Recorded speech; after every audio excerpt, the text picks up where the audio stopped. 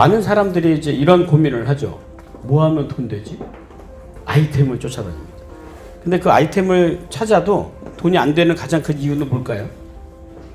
많은 사람들이 뭐 이렇게 어떤 추천 도서를 많이 권합니다. 저는 특히 추천 도서 잘 추천 안 합니다. 그런데 그 책을 쫓아가도요, 자기가 별로 그렇게 통하지 못해요. 왜 그럴까요? 저 사람은 그 책이 너무너무 좋다고 하는데 왜 나는 그 책을 받아들이지 못할까요?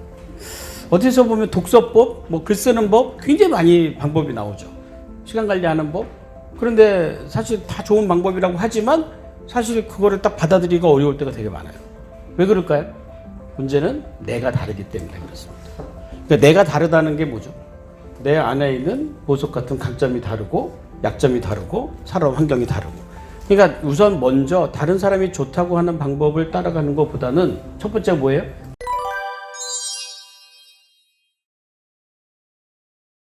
나를 아는 게 첫 번째예요.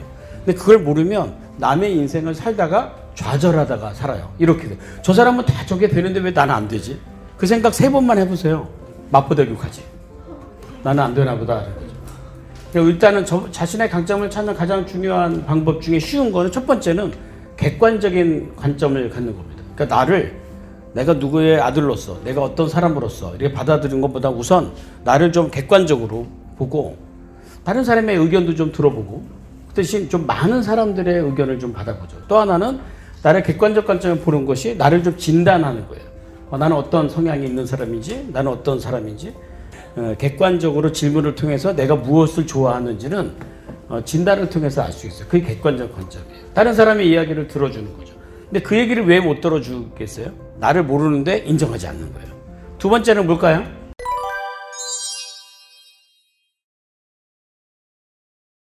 이제 우리가 이제 다음 주부터 스토리에 대한 공부를 좀 할 텐데 스토리가 굉장히 중요해요. 기업도 마찬가지고 개인도 마찬가지고. 어디서 나를 찾는다고요? 스토리에서 찾는 거예요. 여기 20살도 있고요. 10살도 있고요. 살아온 관점이 있어요. 그지? 흥윤이가 몇 살이야? 흥윤아? 11살. 너도 11년의 인생을 살아보니까 어때? 네가 어떤 사람이라는 걸 좀 알겠어? 그죠? 예. 아니 몇 년을 살았는지 중요하지 않다니까요. 양이 중요하지 않아요. 내가 몇 년을 살았다 할지라도 그 삶의 내 스토리를 알아요. 그 스토리는 쉽게 말하면 그렇지. 네가 무엇을 결정했는지, 네가 흥윤이가 무엇을 극복했는지, 흥윤이가 아플 때 어떻게 참았는지, 내가 주인공이었을 것. 그러니까 그 스토리가 내가 엑스트라면 안 돼요. 근데 엑스트라인 스토리 많아요, 안 많아요? 되게 많아요. 그리고 그 엑스트라의 스토리에서 자기를 찾으려고 하면 찾아요, 안 찾아요? 못 찾지 당연히. 내가 스토리였어야 돼요. 내가 주인공이었어야 돼요. 그러니까 내가 성공할 수도 있고 실패할 수도 있어요. 성공과 실패의 결과가 중요한 게 아니라 그 스토리에서 내가 주인공이었느냐는 거예요. 가장 나다웠을 때가 뭐냐.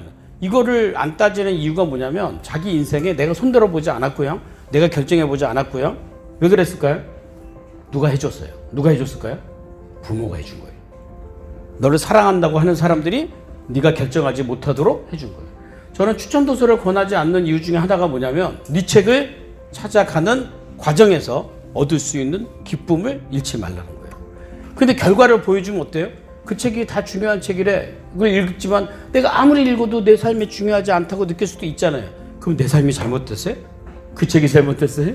그거는 나를 이해하지 못했기 때문에 그렇죠. 그래서 자신의 스토리에 내가 주인공이 됐었던 것을 한번 적어보고 거기서 팩트를 가지고 육하원칙을 가지고 내가 무엇을 잘했는지, 내가 무엇을 결정했는지, 내가 무엇을 책임졌는지를 알 수 있겠죠. 그죠? 세 번째는 뭘까요? 이게 되게 중요한 거예요. 저는 이렇게 경험으로 더 아는 건데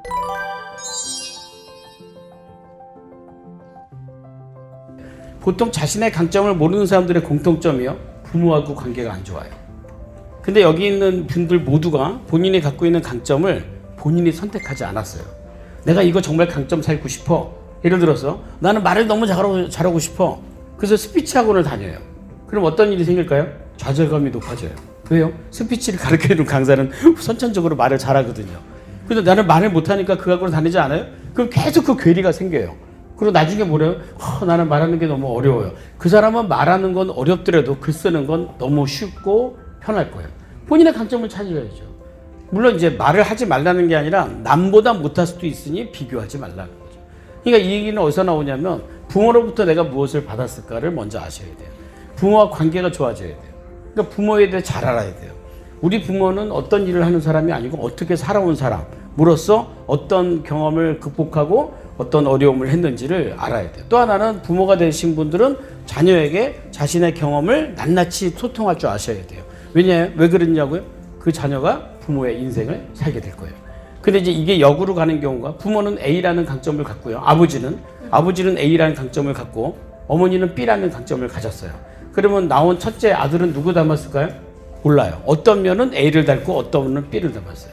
근데 아버지가 딱 보니까 내가 원치 않는 B를 하는 행동을 갖고 있어요. 누구 닮았어요? 엄마를 닮았죠. 그걸 지적해요. 너 왜 그래? 그럼 얘는 어떤 생각해? 내가 선택한 게 아니잖아요. 근데 분명히 아버지와 닮은 점이 있음에도 불구하고 아버지는 엄마를 닮은 걸 지적할 수도 있어요. 이건 마찬가지, 엄마도 마찬가지예요. 그렇게 되면 될수록 자녀는 어떻게 될까요? 좌절해요. 자존감 떨어지는 거예요. 왜 떨어지는 줄 아세요? 인정 못 받으니까 떨어지는 거예요. 얘가 인정받아야 될 것은 공부를 잘하는 걸 인정받은 게 아니라 뭘 인정받아야 돼요? 그렇게 흙꼬라지로 태어난 걸 인정해 줘야 돼요. 그래야 본인의 강점을 알 수 있다는 거죠. 아시겠죠? 세 가지 얘기했어요.